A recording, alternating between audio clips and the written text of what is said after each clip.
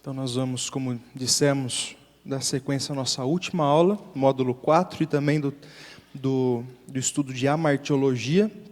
Então lembrando, amartiologia, essa palavra significa o estudo do pecado. A palavra amartia, em grego pecado, logia, estudo.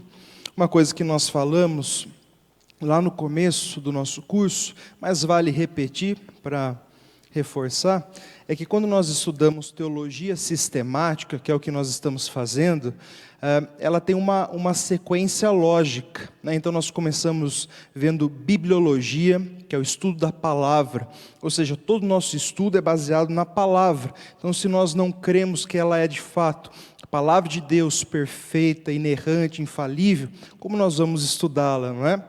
Por isso nós lançamos esse alicerce, estudando sobre a palavra primeiramente. Aí passamos a estudar sobre o ser de Deus, teontologia, né? Depois pneumatologia, cristologia, né? No caso nós estudamos cristologia antes, depois pneumatologia, que é a doutrina do Espírito Santo, então a doutrina do homem, antropologia, e ligado ao homem tem a doutrina do pecado, que é a que nós estamos vendo, e na sequência estudaremos soteriologia, que é a doutrina da salvação, né? Perceba uma sequência lógica aqui. Então nós vamos encerrar esse módulo, e a nossa última aula diz respeito às punições do pecado. Então, como nós vimos, o pecado ele tem uma consequência, só que essa consequência ela é mais específica, né? Elas têm alguns desdobramentos, e nós vamos ver quais são esses desdobramentos. As punições, ou mesmo podemos chamar também das consequências do pecado. Talvez fique até melhor. Então, uma visão geral da aula. Achei por bem hoje mostrar de forma panorâmica o que a gente vai ver, para os irmãos já de uma forma mais didática entenderem o nosso conteúdo, de uma forma geral. As punições do pecado. Primeiro nós vamos falar sobre que uma das punições do pecado, em linhas gerais, é a punição eterna. Nós vamos ver o que é, para quem é e por que é uma punição eterna. Depois nós vamos falar de uma punição temporal sobre o pecado. Enquanto uma se refere à eternidade, a outra se refere no tempo em que nós vivemos, no presente seria a ideia de temporal. Relacionado, né, um desdobramento da punição temporal, é a punição temporal natural, a sobrenatural, a disciplinar e aquela que está relacionada à ira de Deus no tempo presente. Então, em linhas gerais, é isso que nós veremos hoje, com a ajuda do Senhor. Começando, punição eterna. O que é? Então essa primeira parte sobre a punição eterna, relacionada às punições do pecado, de certa forma vai ser um resumo de algumas coisas que nós já vimos. Os irmãos vão lembrar de alguns textos, né, de algumas palavras. O conteúdo mais inédito da aula de hoje é a punição temporal, mas vale a pena nós passarmos por essa. A punição eterna devida ao pecado no ser humano é a justa manifestação da ira de Deus contra o pecador, evidenciada pelo tormento eterno no lago de fogo e enxofre, a saber, a segunda morte, ou também chamada de morte espiritual. Então, punição eterna é aquela relacionada ao inferno, ou mesmo o lago de fogo e enxofre. A diferença é que inferno nós chamamos que é o estado intermediário da alma. O que significa isso? É para onde vai hoje as pessoas que morrerem sem Cristo, elas vão para o inferno. O estado definitivo, né? Lembra, inferno, estado intermediário. O estado definitivo, aquele que será para sempre, é o lago de fogo e enxofre. Então a Bíblia fala, nós vamos ver, o próprio inferno será lançado para dentro do lago de fogo e enxofre. Então por isso que eu citei aqui o lago de fogo, porque ele é o estado eterno final da punição do pecado. É relevante nós falarmos sobre isso, porque hoje nós vivemos dentro de um contexto evangélico em que muitos não pregam nem sobre pecado, nem sobre o inferno, nem sobre uma condenação eterna.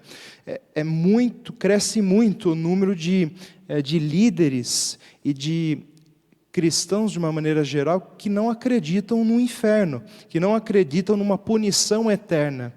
Nesse sentido, Deus iria salvar todas as pessoas no final, seja elas quem elas forem ou no que elas crerem. Então, nós não seguimos essa linha, porque nós entendemos claramente pela palavra de Deus que existe sim uma punição eterna, e que essa punição eterna precisa existir, até baseado no caráter de Deus. Nós vamos relembrar essas coisas. Então, o lago de fogo e enxofre é um lugar físico, espiritual e eterno, onde os pecadores sem Cristo sofrerão dores, você vê o termo ranger de dentes aparecendo nos textos, e angústias sem fim. Todavia, o principal e mais agudo sofrimento destes é a certeza da separação eterna da comunhão com Deus, evidenciada pela sua ira derramada continuamente sobre eles. Então, de todos os sofrimentos que terá o inferno, a Bíblia fala que vai ter fogo, ranger de dentes, enfim, de todos os sofrimentos que vai ter, até talvez de coisas que a gente não saiba, o pior sofrimento, com certeza, deve estar vinculado à ausência de desfrutar da comunhão com Deus. Essa é a maior agonia que o lago de fogo ou o inferno tem reservado para aqueles que não creem em Jesus. É a certeza de que nunca mais estarão desfrutando e nem poderão desfrutar da comunhão bendita com o Senhor. E isso vai ficar claro ali, pela presença de Deus irada ali no inferno, punindo os pecadores. Então Deus está no inferno? Está no inferno, manifestando a sua ira eternamente, como nós já vimos, Alguns textos sobre isso. Então Mateus 13, 40 a 43. Pois assim como o joio é colhido e lançado ao fogo, assim será na consumação do século. Mandará o Filho do Homem os seus anjos, que ajuntarão do seu reino todos os escândalos, e os que praticam a iniquidade os lançarão na fornalha acesa. Ali haverá choro e ranger de dentes. Então os justos resplandecerão como o sol no reino do seu Pai. Quem tem ouvidos para ouvir, ouça. Não tem como ler um texto desse e não crer num tormento eterno. Você teria que interpretar a Bíblia de uma maneira que não é a literal. E nós cremos na interpretação literal das Escrituras. Então, nós precisamos crer no tormento eterno. Apocalipse 20, do 11 ao 15, diz assim: vi um grande trono branco. Então, esse trono branco é quando Jesus voltar, dentre os vários eventos que a sua vinda vai trazer à tona, um deles, lá no final, é o trono branco, onde esse trono aparecerá, Cristo sentará sobre ele, ele vai julgar as pessoas.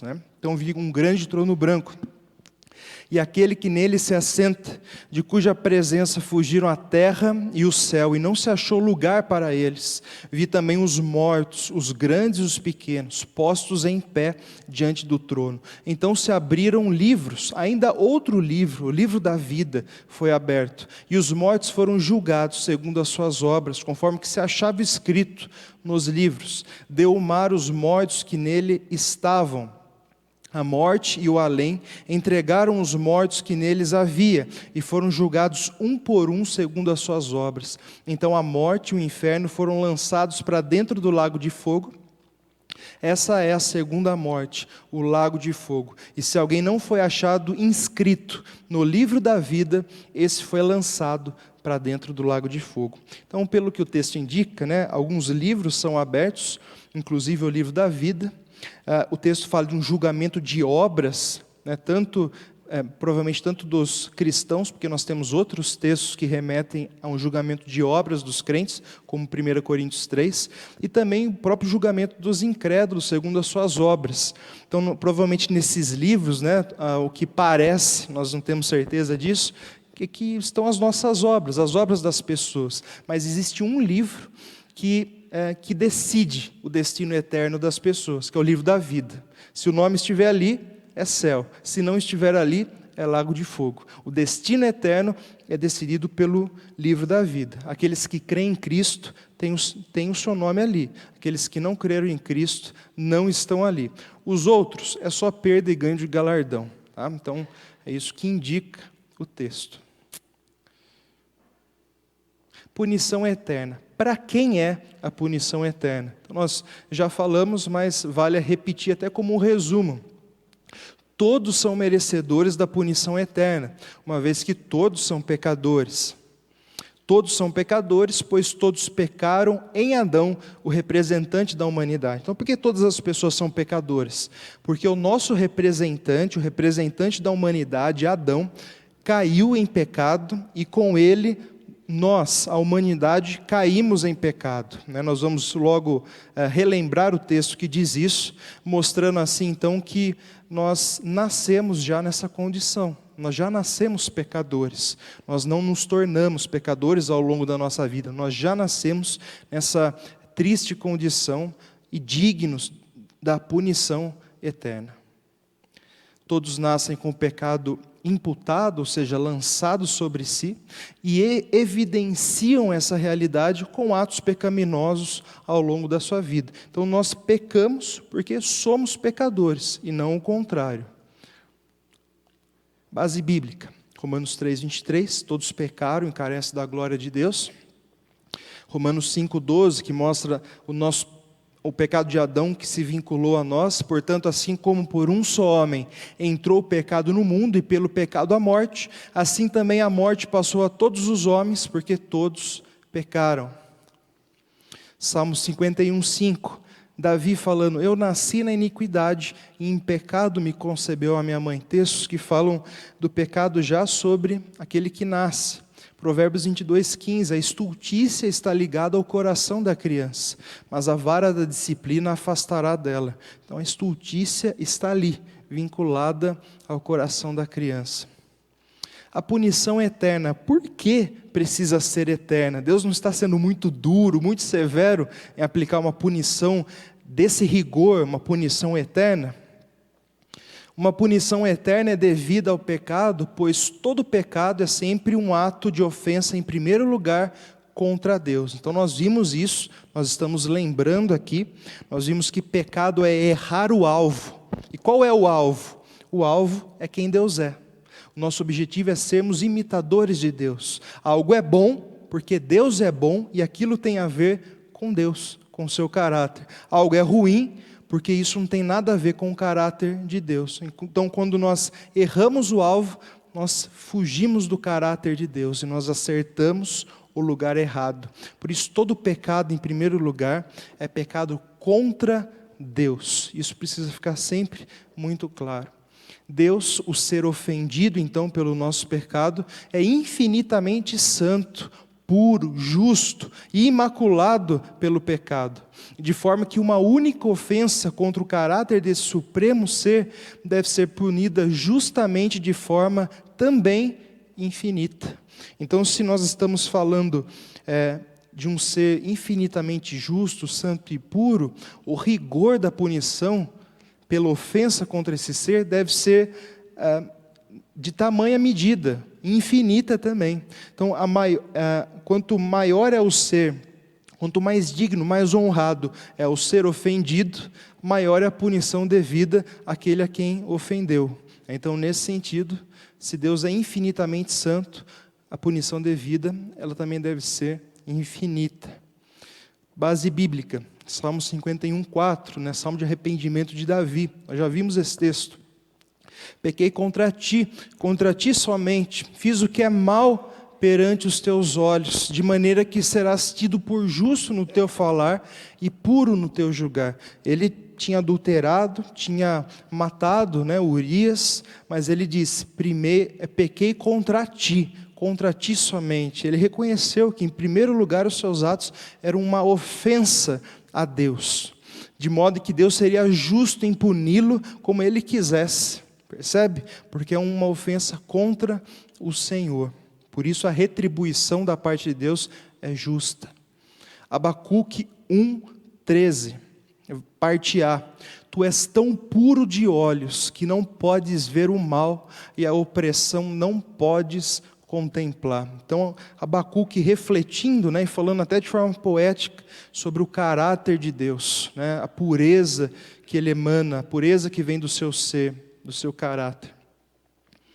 Apocalipse 4:8, e os 4 seres viventes, tendo cada um deles respectivamente 6 asas, estão cheios de olhos ao redor e por dentro, não tem descanso nem de dia nem de noite, proclamando: Santo, Santo, Santo é o Senhor Deus, o Todo-Poderoso, aquele que era, que é e que há de vir. Os 4 seres viventes se dedicam continuamente a proclamar a santidade do Senhor dia após dia, dia e noite, sem descanso. Santo, Santo, Santo é o Senhor, o Todo-Poderoso, aquele que era, que é e que há de vir. Para, de uma forma muito didática, mostrar para nós a infinitude da santidade do seu caráter, a sua tremenda pureza, né, e a sua pureza sem igual.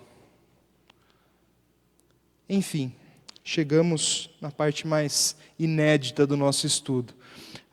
O pecado, além da punição eterna, que é sobre todos nós, que todos nós somos merecedores, e que graças a Jesus foi desviada, né? Ou seja, foi derramado sobre Jesus a ira que era para ser derramada sobre nós.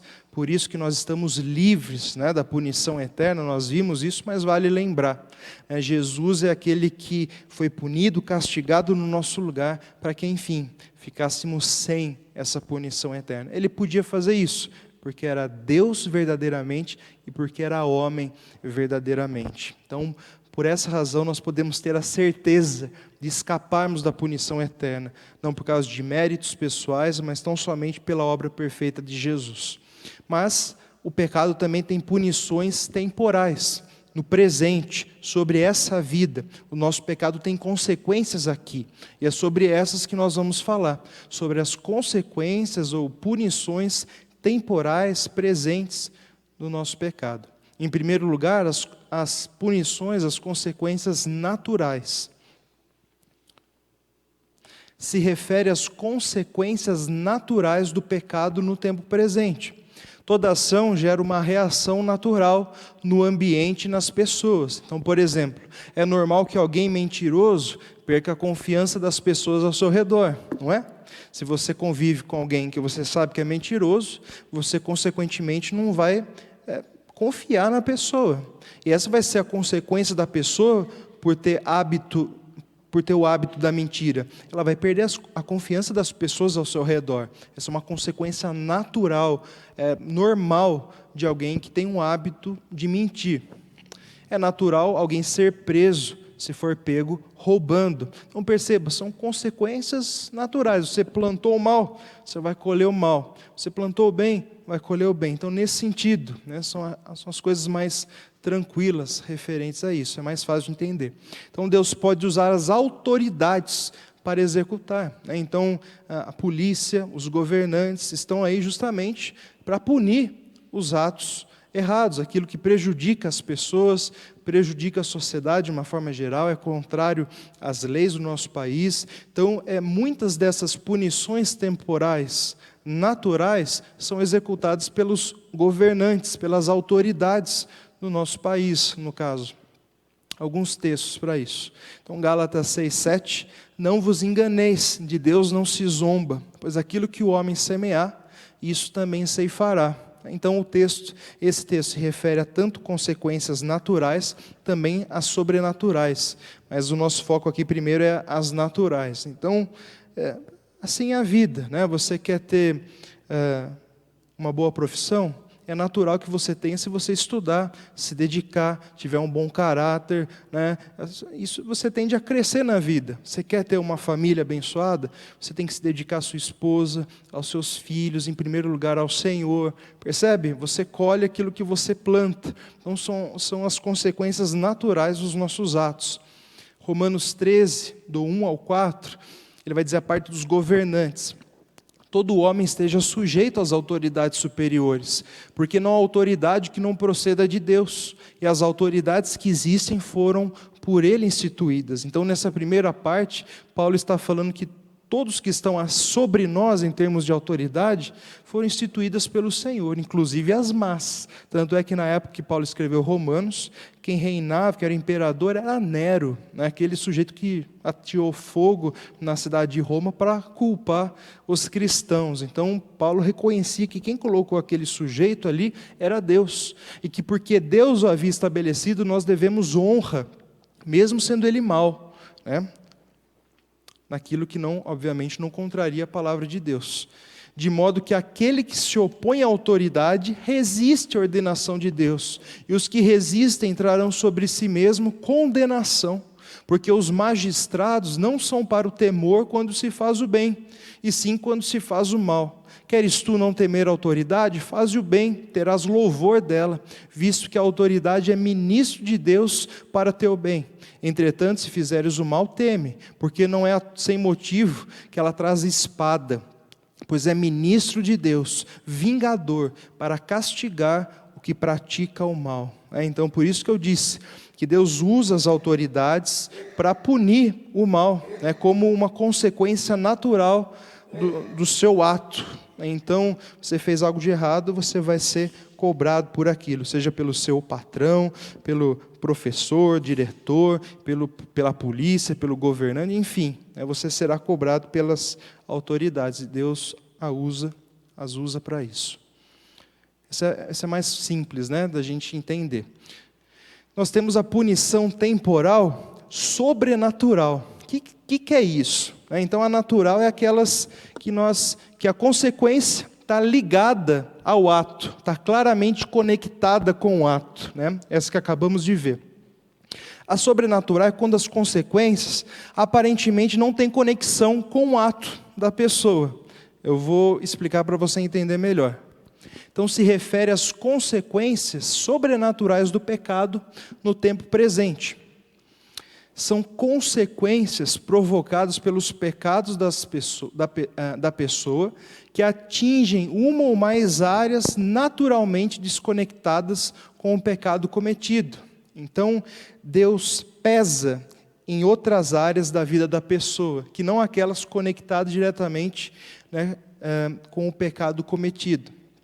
Deus pode revelar a essas pessoas a conexão do pecado cometido, as tais consequências através de diversos motivos. Então, por exemplo, eu vou primeiro mostrar o texto, para depois dar o exemplo para os irmãos entenderem melhor. Deixa eu colocar aqui.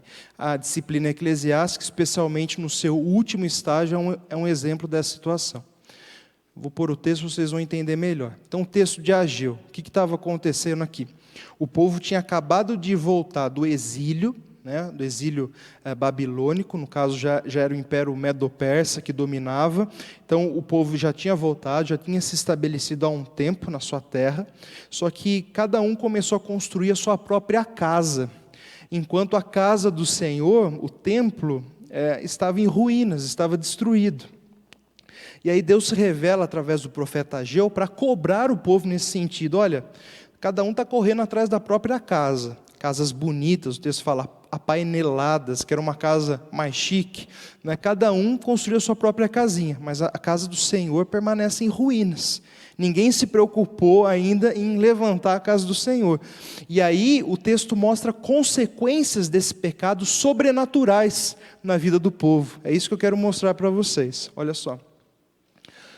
Acaso é tempo de habitardes vós em casas apaineladas, enquanto essa casa permanece em ruínas? Ora, pois assim diz o Senhor dos Exércitos, considerai o vosso passado, tendes semeado muito e recolhido pouco, comeis, mas não chega para fartar-vos, bebeis, mas não dá para saciar-vos, vestivos, mas ninguém se aquece, e o que recebe salário, recebe para pô-lo num saquetel furado.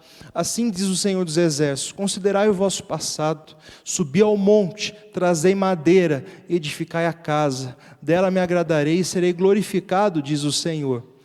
Esperaste-o muito, e eis que veio a ser pouco, e esse pouco quando trouxeste para casa eu com um assopro dissipei. Por quê?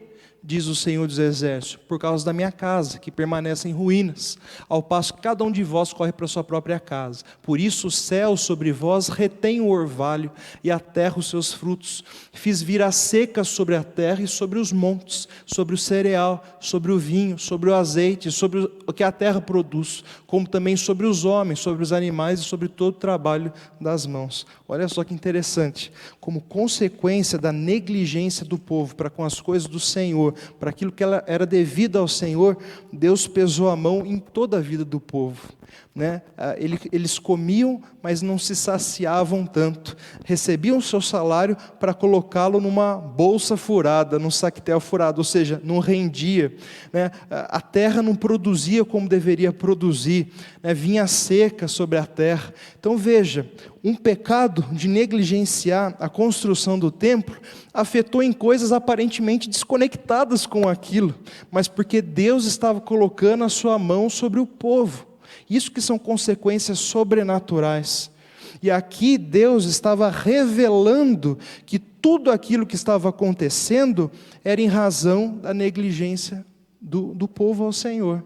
É por isso que eu disse que Deus pode revelar essas consequências vinculadas ao pecado para a pessoa, de diversos meios. Para nós, Deus pode fazer isso através da sua palavra, através de outras pessoas. Nós só temos que tomar o cuidado para nós não julgarmos nesse sentido as pessoas, Então a gente vê um irmão passando um aperto e a gente fala, isso daí é a consequência do pecado daquele irmão, isso daí a gente não pode falar. Tá bom? Isso é a pessoa que tem que chegar a essa conclusão, porque é uma coisa íntima da pessoa, algo que está oculto para nós. Nós não temos esse direito de conectar isso a um pecado da pessoa, uma vez que é uma consequência sobrenatural, não é algo natural. Se fosse algo natural, a gente poderia, você está preso porque você roubou, a gente pode dizer isso, mas já que é uma consequência sobrenatural, que está desvinculada do ato em si, nós não temos esse direito de vincular isso. Isso a pessoa tem que entender e ela tem que tirar para si a lição. No caso aqui, Deus, como era comum no Antigo Testamento, Deus se revelou também sobrenaturalmente ali através do seu profeta para chamar a atenção do povo para essas consequências sobrenaturais a respeito do seu pecado de negligência, de egoísmo, enfim. Então esse cuidado a gente tem que ter, de apontar o dedo em coisas que nós não sabemos, não compreendemos e nos são ocultas. Aqui, no caso de 1 Coríntios 5, é relacionado à punição, à disciplina eclesiástica. Paulo fala assim, estava tendo um caso ali, talvez de um moço se deitando com a sua madrasta, aí Paulo vai ficar horrorizado com aquilo, ele escreve, eu na verdade, ainda que ausente em pessoa, mas presente em espírito, já sentenciei, como se estivesse presente, que o autor de tal infâmia seja em nome do Senhor Jesus, reunidos vós e o meu espírito, com o poder de Jesus nosso Senhor, entregue a Satanás para a destruição da carne, a fim de que o espírito seja salvo no dia do Senhor Jesus. Então isso é um processo de disciplina, eu não vou entrar muito nisso, porque vai ter uma aula específica disso, lá na frente, tá? Mas já que apareceu, eu vou falar em linhas gerais. Então, como que funciona a disciplina bíblica? Mateus 18, versículo 15 em diante, Jesus vai dizer, se um teu irmão pecar contra ti, vai arguí-lo, entre ti e ele só. Se ele te ouvir, ganhasse a teu irmão. Se ele não ouvir, chama uma pessoa, aqui entre parênteses, madura, para ir com você repreender esse irmão. Se ele ouviu, ganhasse seu irmão. Se ele não ouviu, dize-o à igreja. Nesse sentido, para nós presbiterianos, seria levar ao conselho, em forma de denúncia ou queixa. Aí vai ser trabalhado pela igreja, no caso, os representantes da igreja, que é o conselho. E se mesmo assim ele não ouvir, ele vai no último grau de disciplina, que é a expulsão, que tem essas consequências sobrenaturais. Entregue a Satanás para a destruição da carne. Às vezes, para a pessoa, é só tirar o nome do hall de membros da igreja, mas existe consequências sobrenaturais, quando chega no último nível de disciplina. né, justamente esse pesar da mão de Deus, para a pessoa sentir na sua vida o que é estar ausente, né, da comunhão com os santos, da comunhão com a igreja do Senhor e com as bênçãos que Deus tem aqui. Então a pessoa vai ser punida e castigada para ela sentir o que é estar longe da comunidade da fé, da igreja do Senhor Jesus. Então só um adendo para os irmãos entenderem. Então, ao passo que a consequência natural do pecado pode ser executada muitas vezes pelos governantes, as consequências sobrenaturais podem muitas vezes vir através da igreja, né? Então esse paralelo é interessante para a gente pensar. Não sempre, mas também. Nós também temos a punição temporal disciplinar. O que é isso? Então vamos lá. Se refere ao caráter disciplinar das consequências naturais e sobrenaturais do pecado na vida dos filhos de Deus, no tempo presente, a fim de torná-los cada vez mais parecidos com o Senhor Jesus Cristo. Deixa eu pôr mais um. Muitas vezes Deus não livra seus filhos das consequências temporais ou presentes dos seus respectivos pecados, para que através delas, dessas consequências, eles sejam corrigidos e então edificados. Explico.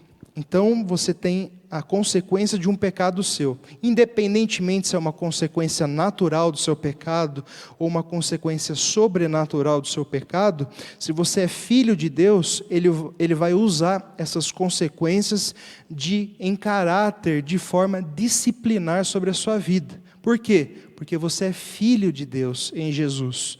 Então Ele está cuidando de você e e muitas vezes vai deixar você experimentar as consequências amargas da sua escolha, para que a partir dela você amadureça, para que a partir destas você cresça, você seja corrigido, edificado, fortalecido e não venha a errar novamente. Ele tem esse caráter, né, disciplinar, porque você é filho, então Deus te trata como um filho e te corrige com os seus erros, e Ele vincula a dor das consequências a um pai que disciplina o seu filho, né? Então, da mesma forma que um pai terreno disciplina os seus filhos, e isso dói, da mesma forma o nosso Pai Celestial permite que a gente vivencie as dores da consequência do nosso pecado, para também nos disciplinar e nos corrigir. Tá? Então, recapitulando, as consequências naturais e sobrenaturais do pecado na vida dos filhos de Deus têm um caráter disciplinar, porque nós somos filhos. Tá? É isso que se refere. Base bíblica. Então, nós temos Hebreus 12, do 5 ao 11, que diz assim: estáis esquecidos da exortação que como a filhos discorre convosco. Filho meu, não menosprezes a correção que vem do Senhor, nem desmaies quando por ele és reprovado, porque o Senhor corrige a quem ama e açoita todo filho a quem recebe. É para a disciplina que perseverais. Deus vos trata como filhos, pois que filho há que o pai não corrige? Pois se estáis sem correção, de que todos se têm tornado participantes, logo sois bastardos e não filhos. Além disso, tínhamos os nossos pais segundo a carne, que nos corrigiam e os respeitávamos. Não havemos de estar em muito maior submissão ao Pai espiritual, e então viveremos? Pois eles nos corrigiam por pouco tempo, segundo melhor lhes parecia. Deus, porém, nos disciplina para aproveitamento, a fim de sermos participantes da sua santidade. Toda disciplina, com efeito no momento, não parece ser motivo de alegria, mas de tristeza. Ao depois, entretanto, produz fruto pacífico aos que têm sido por ela exercitados, fruto de justiça. Então nós somos recebidos por Deus como filhos, e dentro desse pacote, né, de que Deus nos adota como filhos, está incluso a vara do Senhor, o seu cajado e o seu bordão me consolam. Não foi isso que o pastor Newton pregou domingo, né, no Salmo 23? É justamente isso. Então Deus usa o seu cajado para nos disciplinar, para nos corrigir, para nos trazer de volta. Então isso faz parte das bênçãos de ser filhos, a disciplina, a correção. mas é uma disciplina para aproveitamento, para que a gente se torne participante da sua santidade. Deus nos disciplina porque quer moldar em nós o aspecto, o caráter do seu Filho Jesus, que é o nosso alvo, que é o sinônimo de perfeição, a medida da estatura perfeita.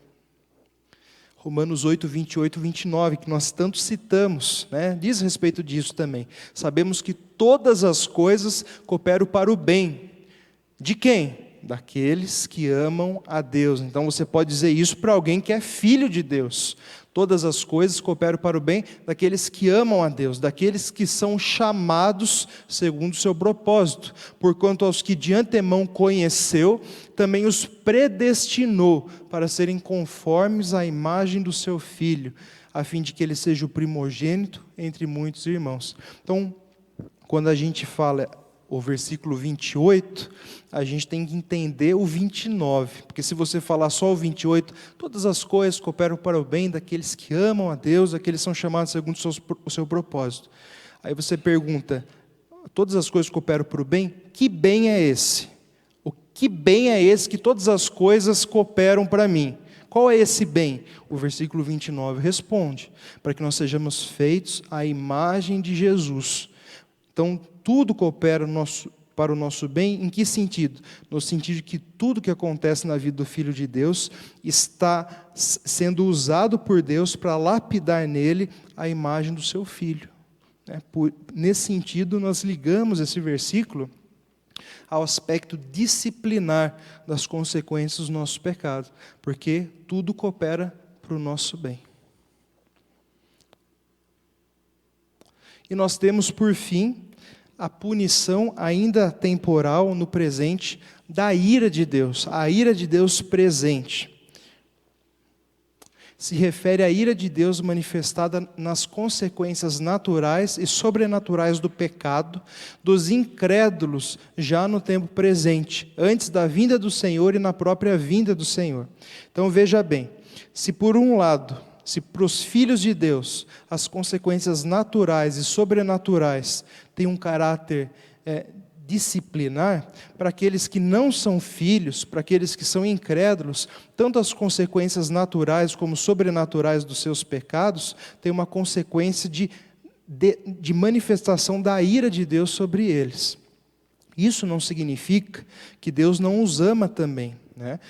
Deus tem paciência para com esses, Deus os suporta, Deus os tolera, existe a graça comum do Senhor que está sobre todas as pessoas, Deus ainda assim sustenta, ainda assim dá saúde, ainda assim aguenta, é paciente. Pedro fala sobre isso no capítulo 2, fala que essa aparente demora de Deus de julgar o pecado traz à tona a sua paciência, a sua grande longanimidade para com o pecador. Então existe sim um amor de Deus comum a todos os homens.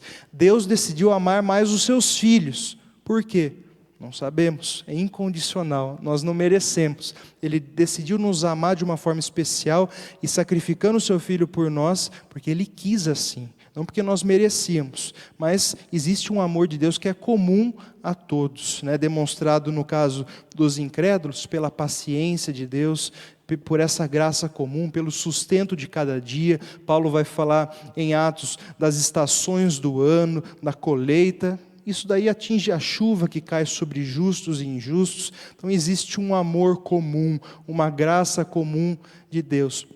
Mas as consequências do pecado dos incrédulos não têm um efeito disciplinar como no caso dos filhos de Deus. Tem um efeito justamente de ira de Deus. Uma ira que não é total ainda no tempo presente, mas é já uma ira de Deus, que vai alcançar sua plenitude no futuro, com a vinda de Jesus e justamente com o lago de fogo, que é a punição, que é a ira eterna de Deus. Mas já existe uma ira presente, que é essa que nós estamos falando. Aqueles que não creem em Cristo são chamados de filhos da ira, pois estão debaixo da ira de Deus em razão dos seus pecados. Efésios 2, do 1 ao 3, vai mostrar filhos da desobediência, filhos da ira. Então, assim éramos todos nós. É isso que Paulo vai dizer. Todos nós éramos filhos da ira. Nós andávamos como filhos da ira. Mas Deus se irou com Cristo em nosso lugar. Cristo atraiu sobre si a ira de Deus que estava sobre nós. E Deus pesou a sua mão sobre o seu Filho, esmagando-o na cruz. Por isso nós não estamos mais debaixo da ira de Deus. Deus se entristece com o nosso pecado, mas Deus não está irado conosco mais. Não está. Não porque nós merecemos novamente, mas por causa de Jesus. Base bíblica para isso. Romanos 1, 18 ao 32, discorre sobre a manifestação da ira de Deus sobre os incrédulos no tempo presente, antes mesmo da vinda de Cristo. Segue alguns trechos. Então eu vou destacar alguns trechos, porque são muitos versículos, eu não vou ler tudo isso. Depois na sua casa você pode ler. Então eu vou destacar algumas partes desse trecho, do versículo 18 ao 32. Nós já vimos em várias aulas que eles falam sobre muitos assuntos, e nessa aqui também. Então começa assim, a ira de Deus, lá no versículo 18, a ira de Deus se revela do céu contra toda impiedade e perversão dos homens que detêm a verdade pela injustiça. Então já hoje, no tempo presente, a ira de Deus se revela do céu contra quem? Contra os homens que detêm a verdade pela injustiça das suas obras, das suas escolhas. Em linhas gerais, são os incrédulos que Paulo está falando aqui. Aí Paulo, vamos dizer, essa é a introdução desse trecho. Paulo vai mostrar por que isso acontece e como isso acontece. Veja só, por isso, por haverem rejeitado a Deus, esse é o contexto anterior, Deus entregou tais homens à imundícia pelas concupiscências, ou seja, desejos do seu próprio coração, para desonrarem seu corpo entre si, pois eles mudaram a verdade de Deus em mentira, adorando e servindo a criatura em lugar do Criador, o qual é bendito eternamente. Amém. Por causa disso, de novo, os entregou Deus às paixões infames. Aí outro versículo vai dizer, e por haverem desprezado o conhecimento de Deus, o próprio Deus os entregou a uma disposição mental reprovável, para praticarem coisas inconvenientes. Então veja que em 3 situações, dentro desse trecho, aparece a expressão, Deus entregou tais homens, por isso os entregou Deus. Deus entrega o pecador ao pecado. É dessa forma que a ira de Deus se revela do céu no tempo presente contra a injustiça dos homens, contra a verdade. Vocês querem rejeitar a mim? Então ele deixa os homens caminharem no pecado. Você quer o pecado?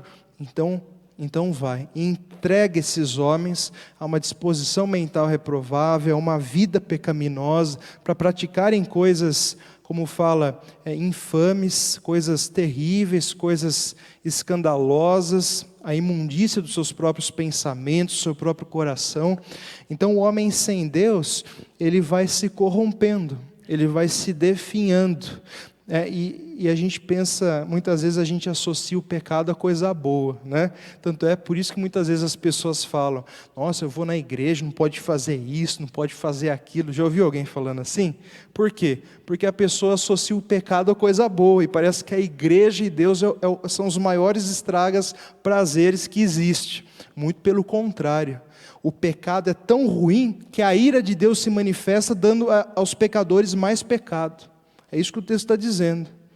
O pecado é tão ruim que Deus, para punir hoje as pessoas na sua paciência, na sua longanimidade, Ele os entrega a mais pecado ainda. Então essa é uma das formas de Deus manifestar a sua ira aos pecadores. Eles pecam, mas não aprendem. Eles pecam, podem até se desviar daqui, mas se desviam para cair em outros pecados. Então ele vai de pecado a pecado, o ser humano sem Deus. Sai de um pecado, mas vai para o outro. E nesse se afunda. Consegue sair, mas vai para outro. É assim, de pecado a pecado. Enquanto os filhos vão de glória em glória em direção à imagem de Deus, os incrédulos vão de pecado a pecado em direção à corrupção, à depravação, e a morte eterna, que é o fim do pecado, é a morte.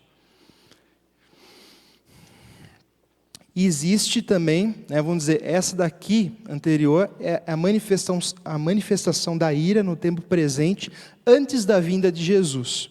Agora, existe uma punição, uma demonstração da ira de Deus sobre os incrédulos, quando Cristo voltar. Ainda não é eterna, vai ser no momento, nos eventos que estão associados à vinda, à segunda vinda de Jesus. Quando Cristo vier, a Bíblia se refere a esse dia da volta de Jesus como o dia do Senhor, um dia terrível para os incrédulos, mas um dia de alegria para os justos, um dia de dor para os ímpios, mas um dia de contentamento para os que são fiéis. Então, o dia do Senhor, a volta, a segunda vinda de Jesus, trará consigo eventos de punição e de castigo para os homens ainda no tempo, ainda nessa terra, ainda nessa vida. Apocalipse fala sobre eles, outros livros proféticos discorrem sobre esses eventos, então é sobre isso que nós estamos falando. Segundo Pedro, em linhas gerais, ele vai dizer: ora, os céus que agora existem e a terra, pela mesma palavra, têm sido entesourados para fogo, estando reservados para o dia do juízo e destruição dos homens ímpios. Então, Jesus veio a primeira vez como Cordeiro de Deus, humilde, não havia lugar para ele na estrebaria, nasceu numa manjedoura, foi como ovelha muda para o matadouro, morreu, foi para o céu. A segunda vinda, ele virá como leão de Judá, montado em seu cavalo, santo, fiel e justo, para punir o pecado, para destruir esse mundo e para levar os seus para os novos céus e para a nova terra.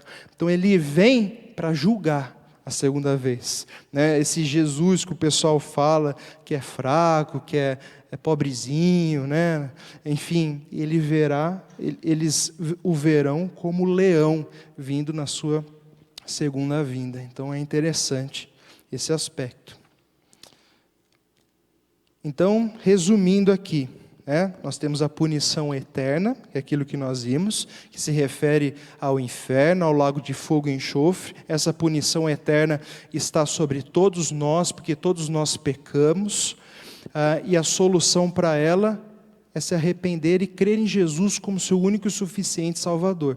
Agora, do outro lado, nós vimos as punições temporais do pecado, as consequências dessa vida, que embora você seja salvo, ainda você pode vivenciar consequências naturais relacionadas ao ato do pecado, ou sobrenaturais, Deus pesando a mão na sua vida em outra área, porque você tem sido infiel em um ponto, você tem abraçado o pecado numa área e tem sido teimoso, não quer largar o pecado. Então Deus vai minando a sua vida em vários lugares, até você se arrepender, e daí nesse momento, puxa, mas as coisas estão se encaixando. Já vivenciou isso? Quando você acerta as coisas com Deus numa área da sua vida e parece que as portas começam a se abrir, as coisas parecem dar certo. Por quê? Porque quando a gente se volta para Deus, Deus nos abençoa totalmente. Tudo na nossa vida está vinculado com Deus. Não existe uma lacuna da nossa vida que Deus não esteja ali. Deus quer toda a nossa vida, não uma parte, não um dia. Deus quer tudo de nós. E para isso, Ele vai fazer o que for preciso, porque nós somos filhos. Então Deus, com muito amor, vai nos disciplinar. Mas se preciso, Ele vai enfiar a mão um pouquinho mais, até que a gente tem que voltar, a gente tem que retroceder. Então, sobre estes, nós somos filhos, essas consequências são disciplinares para o nosso crescimento e aproveitamento. Mesmo que para alguns Deus tem que enfiar um pouco mais o cajado, mas aquele que começou boa obra em vós há de completá-la até o dia de Cristo Jesus. E para os que não são filhos, essas consequências, elas vão endurecendo cada vez mais o coração.